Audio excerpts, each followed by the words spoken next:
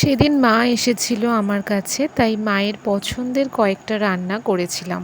প্রথমেই ছিল ভাতের সাথে পেঁপে সিদ্ধ, তারপর কাতলা মাছের তেল পটকা ছিল। এটা পেঁয়াজ কাঁচা লঙ্কা দিয়ে করা হয়, এটা মায়ের খুব প্রিয় একটা খাবার। মাছের মাথা দিয়ে লাল পুঁই শাক রেঁধেছিলাম, আর এই পুঁই শাক আমাদের চাষের, মানে আমার বাবা প্রায়ই এই সব পুঁই শাক, লাউ শাক, কুমড়ো শাক চাষ করে।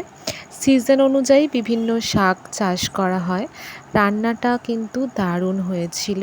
এতে বিভিন্ন সবজি দেওয়া ছিল, যেমন কুমড়ো, চিচিঙ্গে, বরবটি এসব দেওয়া ছিল, ঝিঙে।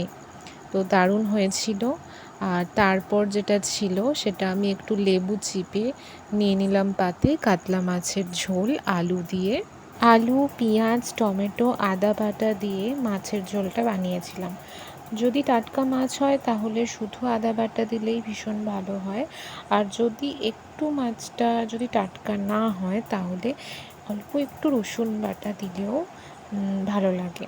তো ভিডিওটা এ পর্যন্তই ছিল। তোমাদের যদি ভালো লেগে থাকে সাবস্ক্রাইব করে দিও আর লাইক করে দিও।